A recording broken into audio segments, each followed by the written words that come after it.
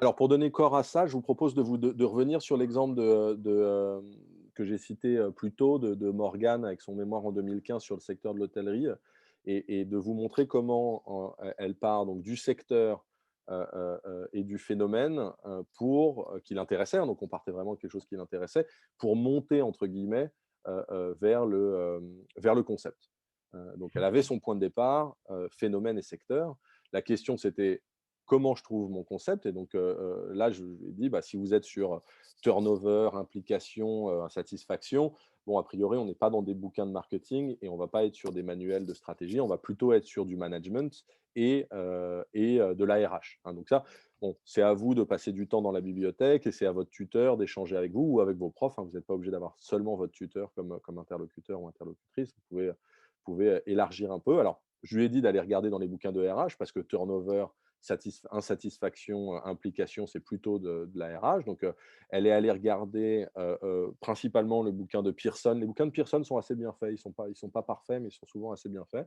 Donc, il y a un bouquin qui s'appelle Fonction RH qui est assez bien fait. Et donc là, ce que je lui disais, c'était, bah, vous allez voir, le sommaire, vous le regardez en détail et puis vous allez voir la table des matières et les thèmes, parce qu'il y a souvent des tables, des index thématiques, et vous allez regarder si, il parle de turnover, d'insatisfaction, de satisfaction, d'implication, de manque d'implication.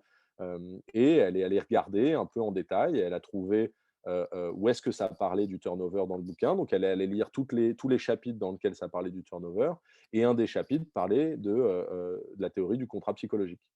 En fait, elle est allée chercher ces mots-clés qu'elle avait identifiés, à l'intérieur des manuels, et le manuel lui a donné. C'est pour ça que le manuel universitaire a une vraie puissance. C'est parce qu'il est organisé autour de théories et de phénomènes. Donc, le bouquin universitaire lui a donné une théorie qui pouvait s'y connecter. Est-ce qu'il y en avait d'autres? Absolument. Est-ce que le contrat psychologique est la meilleure théorie? Non, mais de toute façon, au niveau d'un mémoire de master, on ne vous demande pas de prouver que vous avez le meilleur sujet et la meilleure théorie. Si vous faites un article scientifique, si vous faites une thèse de doctorat, on va vous demander d'avoir couvert plus de la littérature et plus des théories.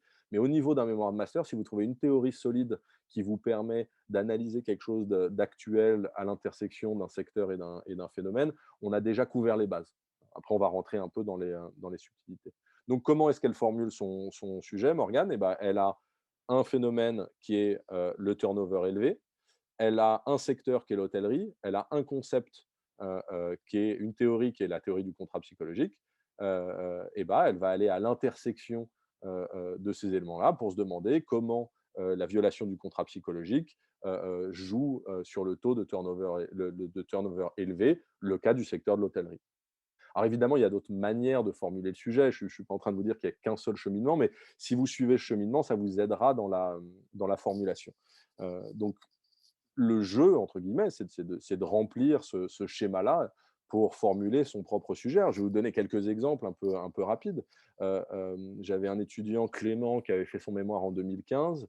Lui, ce qui l'intéressait, c'était les négociations difficiles entre les petites startups qui se montent et les géants du numérique. Parce que, bon, très vite, vous avez besoin des infrastructures d'Amazon, de Microsoft, il a trouvé le concept des relations asymétriques. Et bah, son sujet, c'est devenu les jeux de pouvoir dans les relations asymétriques, le cas du secteur des nouvelles technologies. Céline, en 2017, voulait faire un sujet sur le marketing à destination des enfants, et en lisant, elle est tombée sur un truc qui l'a intéressée, c'était les études de genre, et ça a donné le sujet: «Impact et enjeux de la genrisation», alors il y a un peu de néologisme. «Impact et enjeux de la genrisation du packaging dans la grande distribution, le cas des produits pour enfants».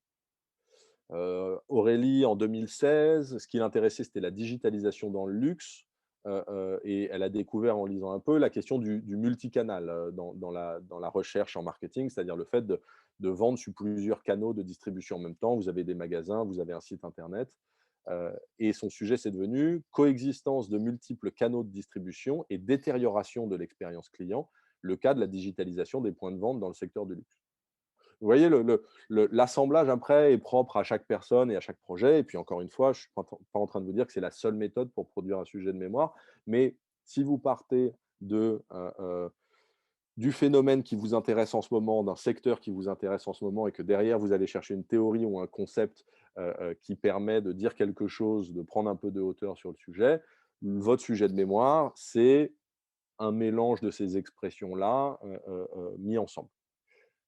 Après, l'étape suivante, c'est, comment on formule une question problématique à partir de là. Mais ça, c'est un autre exercice, qui demande d'être abordé différemment.